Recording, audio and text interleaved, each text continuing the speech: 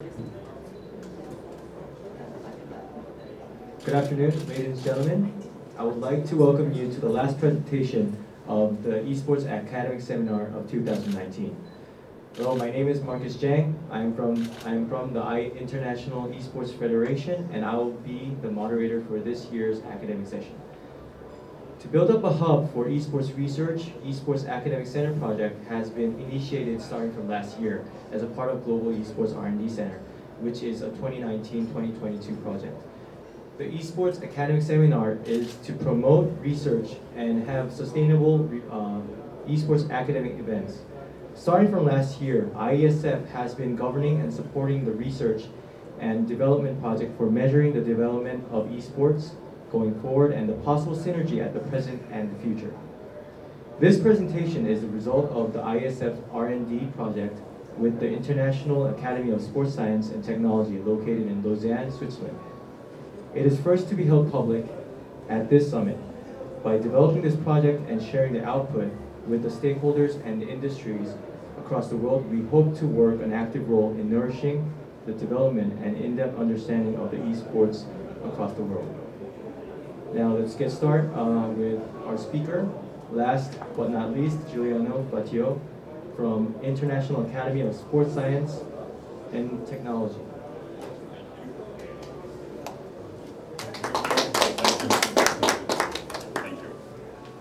So my name is Juliano.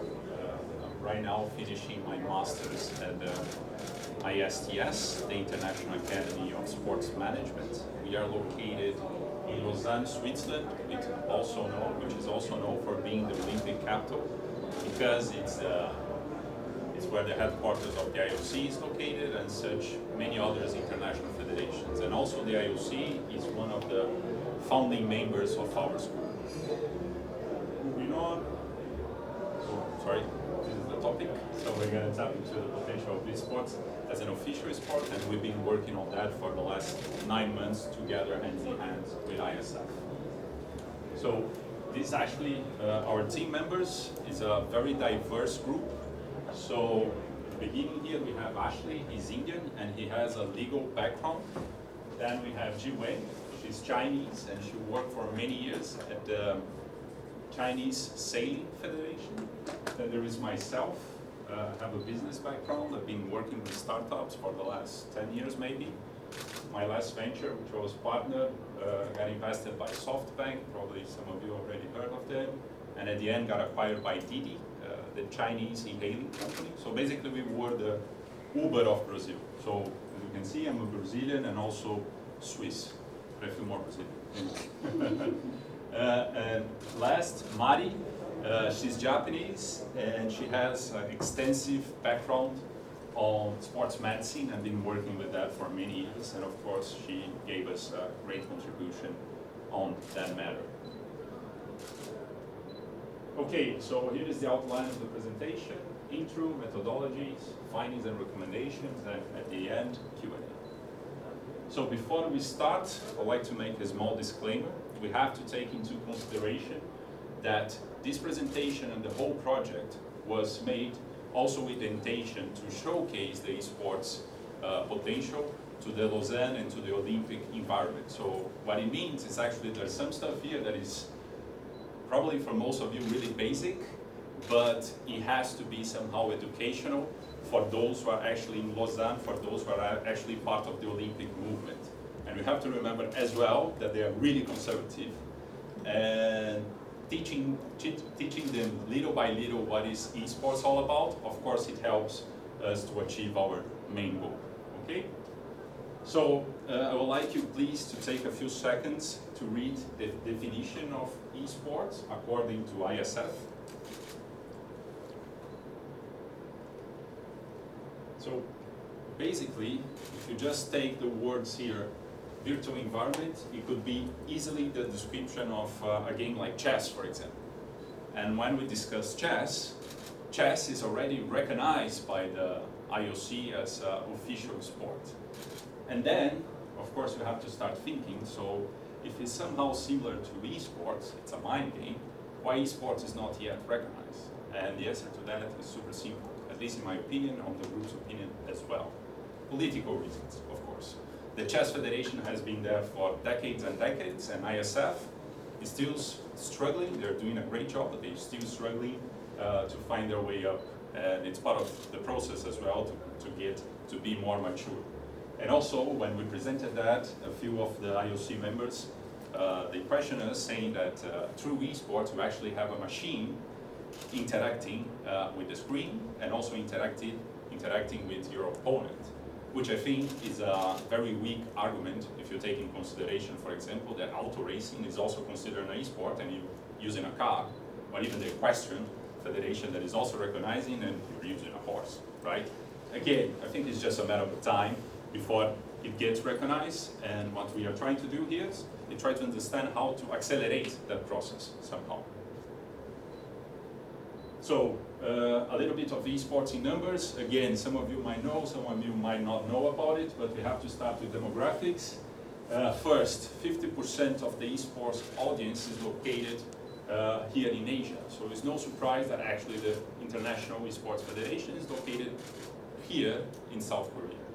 Again, some really interesting data to show how mature this market already is here in Asia, or specifically in South Korea. When you take those esports fans that are actually into esports for more than 5 years, and you take this group and you compare with the same group in China, the numbers are really, really interesting. So in Korea, this group accounts for something around 40%. So 40% of the esports fans here in Korea have been following these esports for more than 5 years. When you go to China, it's around 5%. So again, there's still like a lot of potential to be unleashed in this continent, specifically in China. And 79% are under 35 years old. Keep that number in mind, because we do have to remember that the Olympic fans, let's put it this way, they are growing older. Every Olympics, they are growing older, and the Olympic movement still have some trouble to reach the younger audience, okay? Moving on to the audience, you can see the numbers here. We are talking about the numbers of viewers for 2018, 167, and 2022, this number is expected to be 276. Great numbers. When we move on to revenues, 2018 we are talking about 655, 2019 we are going on solid steps to reach 1 billion in terms of gross revenue of the entire market. And the expectation for 2022, $3 billion US. That's a lot of money. Where does that stand when you compare with traditional sports? So here we got some American leagues, and the reason why is because they're the bigger leagues there is out there, right? Or maybe not. Because as you can see here, at least in terms of viewership, the North American Baseball League and also the North American Hockey League, in terms of viewership, they're already smaller than esports. Of course, we're comparing that in a global scale, but even though, especially like baseball, it's a sport with more than 100 years old and already less popular in terms of viewership. That's super interesting. But they are way behind. I mean, esports is way behind when compared in terms of revenue. And the reason why, probably all of you know, but it's basically the media rights.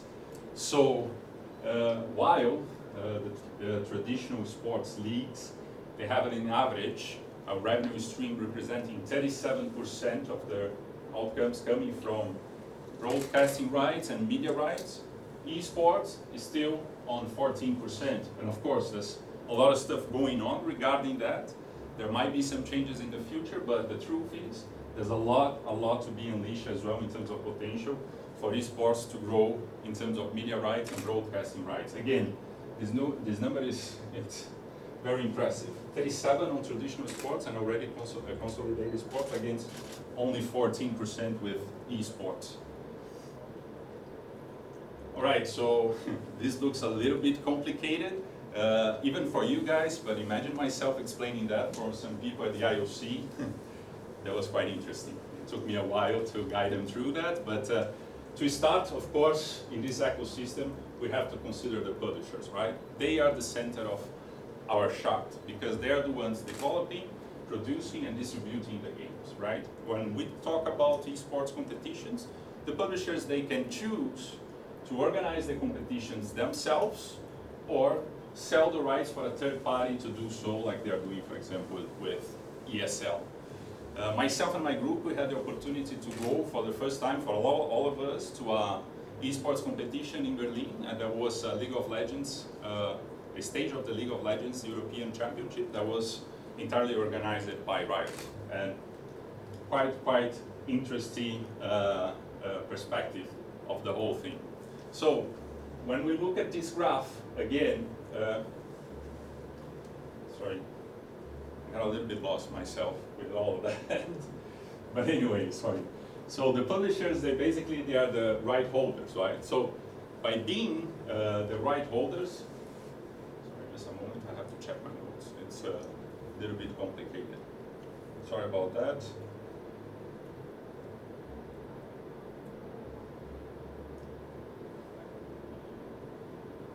Okay.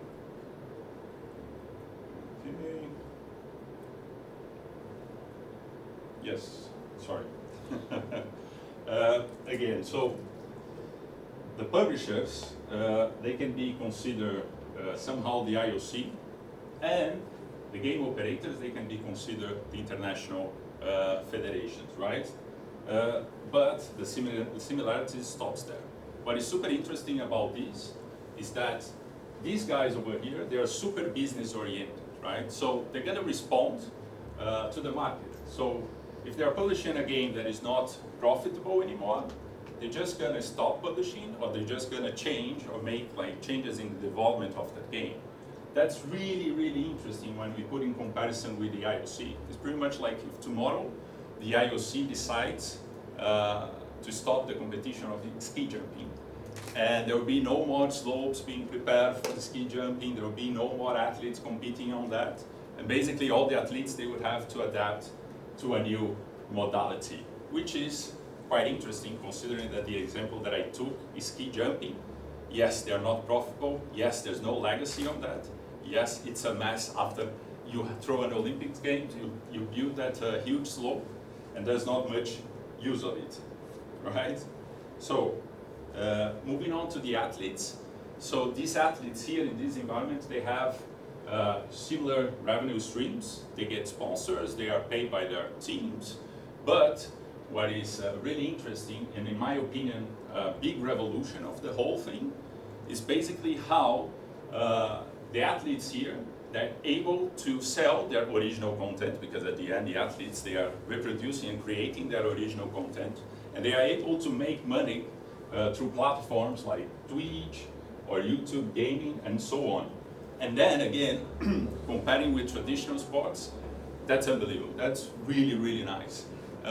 When you get traditional sports like swimming, athletics, and this kind of stuff, basically those guys, even those who are at the top level, they struggle to make a living because all the money is concentrated on the hands of the federations, right? So here in esports, we do have a possibility of those guys making money for themselves through these platforms that I just mentioned. So there's a big lesson there for the traditional sports, and even for them, like a big threat. I don't know how you guys are aware of that, but for example, the swimmers, they cannot take it anymore. They are organizing their own league, which will more or less work like that. They will be the owners of their own content. Once they are actually in a competition, they are the owners and the right holders of their own image, and they can produce their original content through that, okay? So moving on to the next slide. Here's a little bit of our methodology, what we did. So basically, we tried to focus on synergy with traditional sports, and we interviewed 5 different international federations. And then we spoke with 14 esports national federations or national associations. And then at last, for the physiological and sociological analysis of esports, we also spoke a lot with these 14 national esports associations. All right, and while we spoke with them, we always took into consideration these 2 aspects. The aspects of governance and the aspects of financial strength. Why we did that? Because basically, when you look at the document that the IOC puts together to recognize a sport, they are focusing on these 2 things, right? So, First, governance, transparency, universality, diversity, integrity in sports development.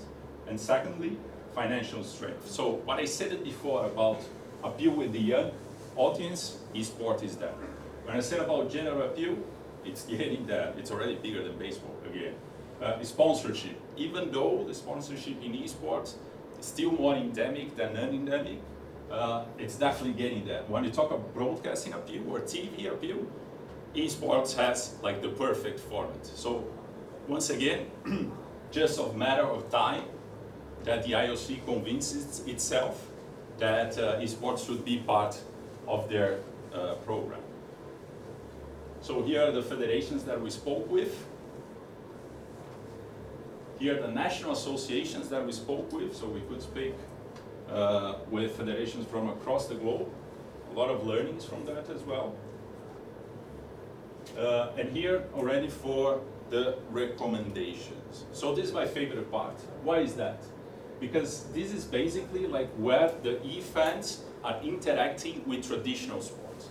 And for us to make this index, it took us a lot of time. So we gathered together data from Newsfeed, from Newzoo, and we did some calculations as well, and we came up with this. So basically, these are the traditional sports more likely to succeed in the esports environment, okay? And why that is so important? Because these, nowadays, it's not being used mostly by the traditional sports federations to actually engage their own fans. So if you want to talk to a younger audience, use this. Start from here, okay? So basketball, that's pretty obvious. We have to consider as well that this research, we took into consideration the 7 biggest markets for esports. So we are talking basically here in Asia, we're talking about Japan, South Korea, China, then US, then we are talking about UK, Germany, and France. So when you look at that, just because basketball is super popular in the US and also in China, there's tons of opportunities here. NBA, for example, they already have the 2K League. 21 out of the 30 franchises already participating on that. They are throwing this competition on the off-season of the traditional NBA, and of course that's another tool to keep the fan engaged, to keep speaking with the younger audience. But here, why not do the same with CBA, which is the Chinese Basketball Association? There's tons of fans in China where you could do that. The same thing for the EuroLeague. The EuroLeague already have like their own teams in the 2K League, but even though they are not throwing like big competitions out of that. Football, it's a monster by itself. It's super big, it's a worldwide game, and of course FIFA, in that sense, it can be considered a benchmark. Just an example again, like the last FIFA World Cup, they have 28 million unique viewers, which is a lot. Like comparing again with traditional sports, that's crazy. For example, the Basketball Champions League, including television, including all their social media, were broadcasting the Final Four. They only had 18. So FIFA, it's bigger than basketball. FIFA, the game, is bigger than basketball in Europe. Crazy. Baseball is here basically because it's huge in US, it's huge in South Korea, and it's huge in Japan, right? But the cool thing about baseball being here, when you look at the American leagues, baseball is the one, the Major League of Baseball is the one who its audience, it's growing older faster than all the others. So again, and they're not actually doing much about that. So they don't have like a side event like the basketball has, like NBA has, or like motorsport has. So there's a lot of potential here. And if I was taking care of a baseball league, I would be definitely looking how to do a better job in terms of fan engagement using baseball games. All right. NFL the same. They do have their own league. You have, of course, like the online qualification period, which all leads to the Super Bowl, the regular Super Bowl. So they throw like the maiden ball final during the Super Bowl weekend, and sometimes they bring celebrities to play against the champions and so on. And of course, again, another tool for fan engagement. And this is already on on cable television, on ESPN, the final. Olympics, super interesting. Of course, the IOC, they have like such a strong brand, right?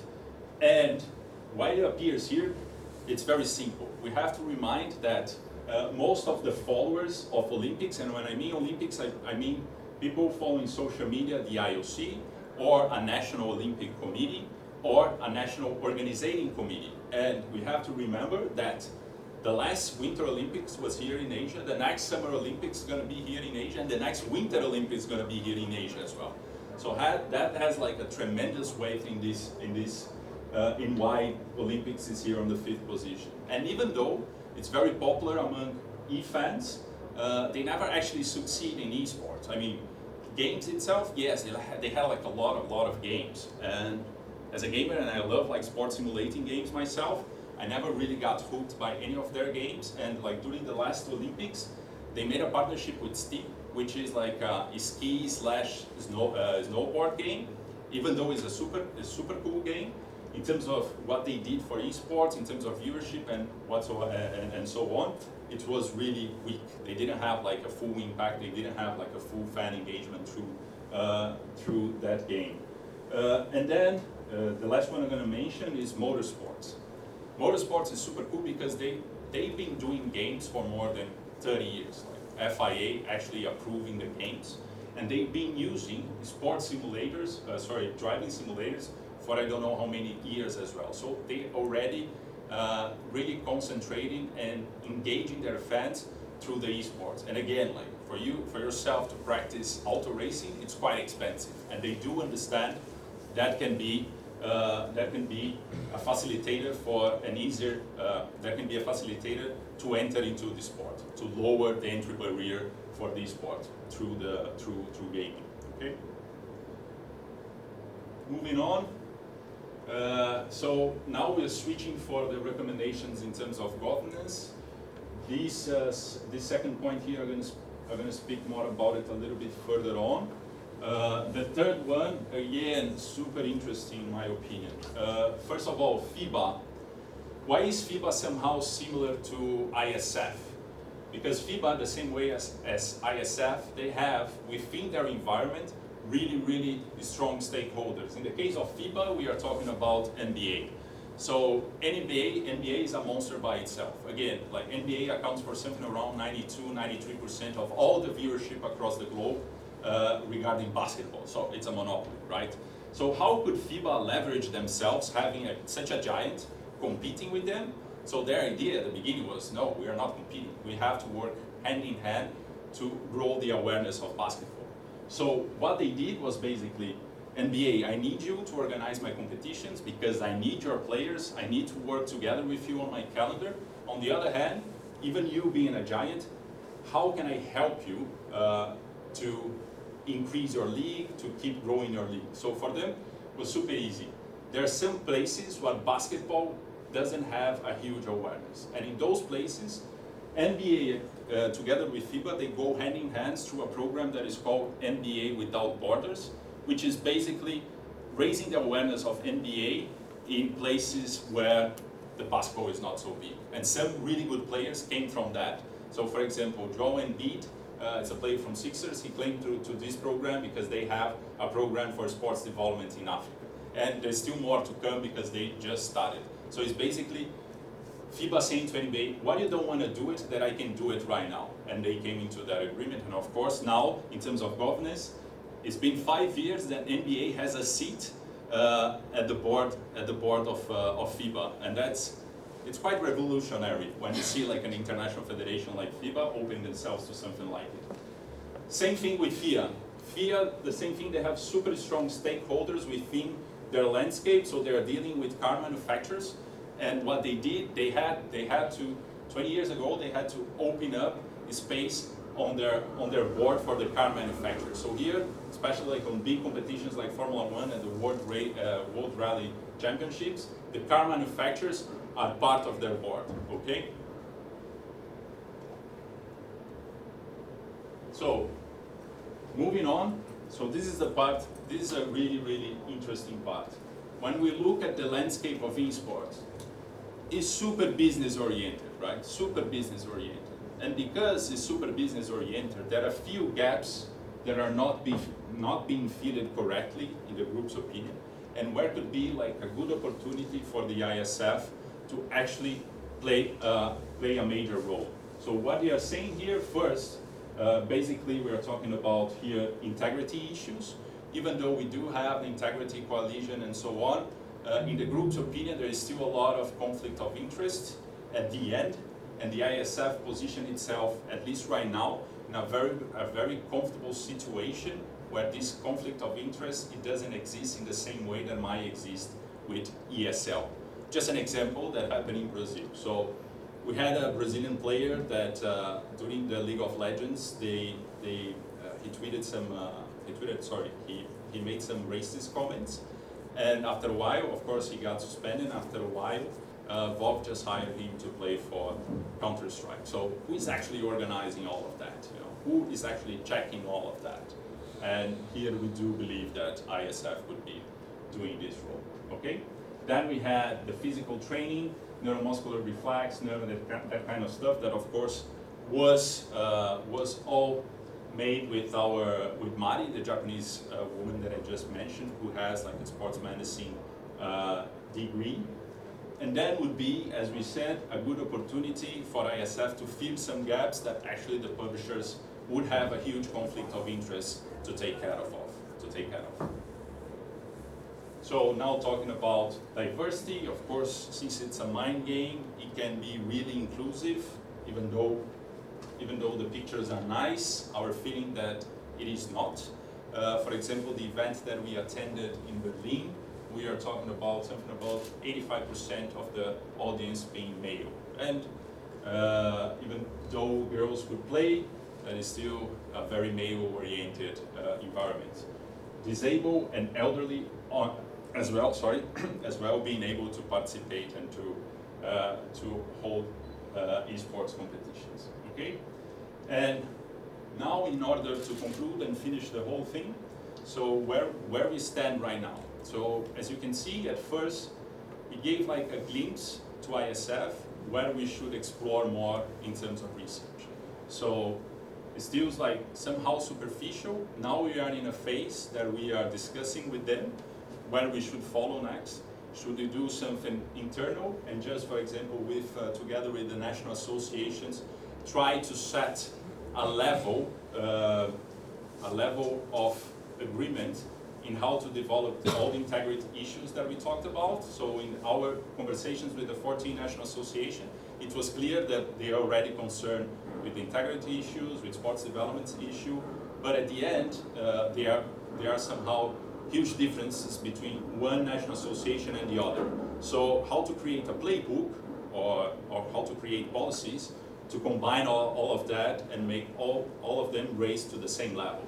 That could be one way to go for next steps, right? The other one, could it be, how can I put even more pressure in the IOC for them to recognize us and just work side by side with the International Sports Federation, as I show it here, with FIFA, with FIBA, and so on, to keep putting pressure in the IOC in order for them to be recognized. My personal opinion, I think they should go with the first one, with the national associations, because there's still like a huge question.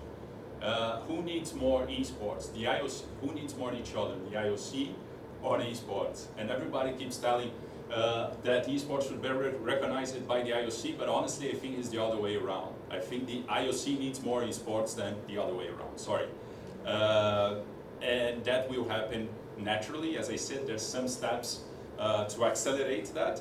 But now, if I was the IESF, I would look internally and somehow try to level all the all the national associations into the same ground. That's it.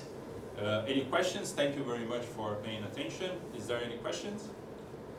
I think what I didn't see here and what should have been here is the biggest problem we're all facing. That's the IP holders. And that's the main reason why we're not recognized worldwide, even in our respective countries. I've been doing this for quite long, 15 years in my country, struggling with 6 governments to do what you are doing now. The thing is, we don't own the soccer field; they own it, you know. And if Blizzard, Valve, Riot decides tomorrow that there will be no more games, you know, they just shut down the servers, there will be no esports. What are we going to play? And that's the main issue that we are having. So we need something that happened recently in America. We see a president ordering a company. So we see Donald Trump telling Google not to sell Androids to Huawei. So it's a bad example, but it's an example of the power of the government. So what actually they can do, should do, maybe in some other way, is tell the IP holders that the National Federation must be recognized and they must give not unlimited rights for us because we're not making money. We are non-profit organizations, all of us. But they need to give us the right to use their game, you know, because it's hard, we cannot regulate without the rights, you know. I cannot tell children play 6 hours a day, play 10 hours a day, go do some fitness, do some exercise, then come back, go to school, be a great student, do anything like that, when you don't have the basis to do that. So it's a good point, and we took a different path here. So basically what we say here is, in order to get more relevance in this landscape, even though you are not an IP holder, even though you're not a right holder, would be, I wouldn't say to turn your back to the government, it's not that, but to make a way to be more relevant for the publishers itself and not necessarily from the government. And what you said about the government is right. It's a mess. For example, there are some folks that we spoke with, like they are under the legislation of gambling because there's not a specific thing. So, of course, there's something about lobbying as well that is super important. But what we try to focus here is pretty much more, how do I make myself relevant for those who has those who are the right holders, for the publishers, in order for them to give me more space to do the stuff that is actually not going on, in terms of integrity, mainly, you know, because they are so business oriented. They might say they will do that, but at the end, I don't think that's their priority. And they're not allowing professional players to play on IESF tournaments or other lower level tournaments. Yeah, for sure. So, because, for example, because like we're organizing, FIFA not allowing, or Barcelona not allowing Messi to play for Argentina, which is damage to the sport itself and exactly. to the Remember what country. I said about. So Argentinian president say, if Messi don't play for Argentina, he will not play for Barcelona, for example. You know, Remember, just a quick comment, Nalini. Remember what I said about FIBA? Yes. So it's pretty much like that.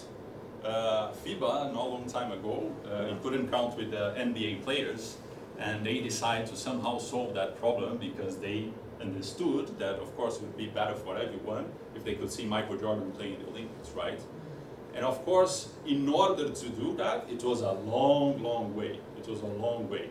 But what FIBA did is something that I recognize to be amazing, because again, NBA doesn't have the will to go, for example, to Namibia, which is one of the associations that I spoke with, Esports associations, and just be like this, the sports developer for Namibia, right? But if Namibia has an esports association, and the esports association has the support, the support of IESF, there might be an opportunity there. Then NBA recognizes, okay, I don't want to go to Namibia, but I do have some commercial interest in that, and it's somehow cheap for me.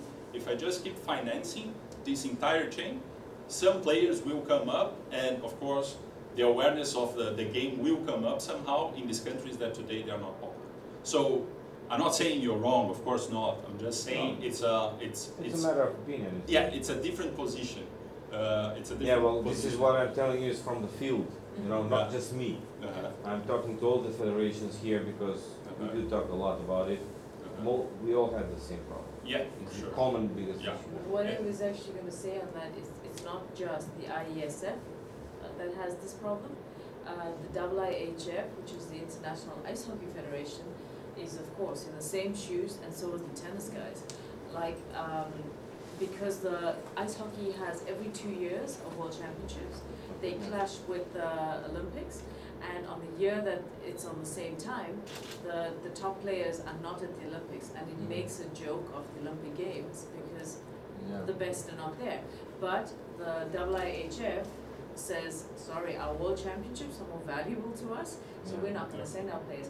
And it's one of many federations who are in these shoes, and I think it's traditional federations that also need to fix this. There's a few tennis players, like Federer played in the Olympics only because he wanted an Olympic medal, but if it was an ATP, they're not gonna go. Yeah. So, how do you, I think that's an ethical question where you ask the player and the athlete, what do you consider more valuable, the Olympic Games, or do you consider Your country. And I think there, nobody has the rights on them. It doesn't matter how much they get paid, it's an individual's decision where he wants to be. There's something else going on there, which is the age frame. An esports player's got a youthful age frame of 5 years. A veteran, like he only started playing when he was much more mature, and like he'd already won so many things. So using the Olympics as actually now I want to try this. Yes. That happens a lot for those pros at a very mature age. It's happening in basketball right now. It's just happened in NBA. So it's going on everywhere, but that age range for esports players is really difficult. I'm with the Australian Esports Association, and I also work in Academie, and we hit this every day, right? And you do too. With the publishers, they own all the right, they own the field of play. They can take it and leave. Why are we not collectively starting to say we are here for the players? We are here for the players. Let's stop focusing on the field of play, the tech that you keep saying you take away, and instead say, actually, we're here for the players. We support them in a genre, so not just CSGO, but also COD or Battlefield. And if you take your field of play away, okay, that's done. Let's nurture multidisciplinarity and say things are going to have to go elsewhere. That would have to happen with membership from those players and buy-in. And it's a mega cultural shift. But because we keep running up against this wall about someone else owns the field of play, great, the players can move on. And we've got Sonic Fox and Hafu, who are multidisciplinary top-level esports players that show us maybe this is the way for esports players to be multidisciplinary experts. Like, this is a whole new sports genre. It's super exciting. So I think we actually need to change our thinking drastically, because we're always going to run into that one unless there becomes better partnerships options. And I don't know this, but statistically, what are the numbers of professional players versus players that are affiliated to federations on esport? And that's where, you could, if it's a mass. Yeah, but it's quality versus quantity. The quality and the viewership and the sponsors go to the professional players, not to our grassroots. That's the same players, in traditional so as well, huh? I don't know. It's exactly the same in traditional. Like the top athletes in traditional sport will skip an Olympic event for money. So I think it's the same thing. So does it make the Olympics relevant anymore is the question. I'm saying IOC is not so important to us anymore. I mean, it's losing importance to us because it's not doing anything. It's making our life difficult by some statements they put. Correct. And maybe we need another solution. That's interesting. I see the IOC is actually kicking open some conversations, and maybe it's different everywhere. But I see the IOC's movement in the last year as actually sort of like drawing out the poison, you understand, drawing out the big names in publishing to actually take a stance on what is harassment in gaming. And you're not doing anything about it. That this is an IOC top 12 ruling. What are you doing? Nothing. What the idea of violence against? It's but what he they're said. actually drawing it They'll out. need us more than we will need them. I mean, yes, and the IOC, What you honestly, said, they still, and you had like a bigger experience with them than I do, and basically they're still living on the 20th century, and they keep that's like the problem. giving like baby steps to They're whales. where is like they keep like giving baby steps on this direction. Like, okay, so next Olympics, let's put surfing to the program. What about the bazooka shot? Games, that's the bazooka shot, but they don't want to go through that because, again, there's a political struggle, and in your environment, the decisions are taken because of the business. There are the good things and the bad things about it. And in the IOC, of course, you do have somehow like a fast saying that is for the sports development, but it's a big business too, but it's a business that it's correlated, where the relations are correlated, based on political moves, right? And because of that is the example that I just told you about like chess. Why the hell chess is recognized and esports not? It's very similar. So, You know what happened to Microsoft? That they were forced to give out parts of their codes so other companies can make software that works on Microsoft. on their operating system. Mhm. So it's theirs. They have the intellectual property on the software. Yeah, yeah. But a court is ruling that they're becoming a monopoly, Mhm. and you have to give your code to Adobe and the other companies so they can make software that work on you. Mhm. So you can use Google Chrome on your Yeah. Windows, right? Yeah. But if Microsoft doesn't want, you cannot use it, you know? Yeah, yeah. So if a court did that, why cannot a court tell those IPs that they have to give that for this reason? Because they're doing it wrong, you know? Mhm. They're using and abusing the players. They're making Yeah. huge profits from ESL and all the other Mhm. tournament organizers. Mhm. They're making huge players on the back of the players, Mhm. and but they're not giving anything back to the society, to the community. Yeah. Because for him to become a pro player, he had to play for the federation, play in the internet club, play all the levels up. You don't just get born a professional player, you know? It's not, in chess maybe you can get born like that, but for this you need a lot of practice. Yeah. And we're doing all the dirty work and the hard work in the low levels, and when he comes to the goal level, they just grab him and you lose anything that can give benefit back to you. And yes, for sure, I got it for the 14 national associations that we Yeah. spoke with. I mean, that's the people out there. They're really brave. Huh? They are like the Argentinian Federation, for example, that I spoke with, and somehow Luis? Luis, exactly.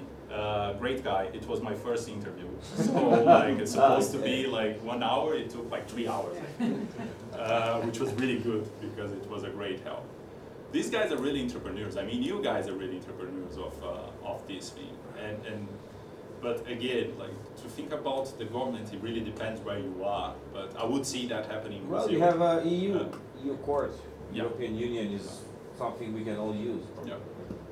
Okay, ladies and gentlemen, sorry for the Yeah. interruption. For the consideration of time, we will finish the session at the moment. Another round of applause for Juliano's wonderful presentation, please. From my supervisor as well. Ladies and gentlemen, please feel free to relax and enjoy the rest of the summit and before the official dinner, which is going to be held at 18:30 later on and outside.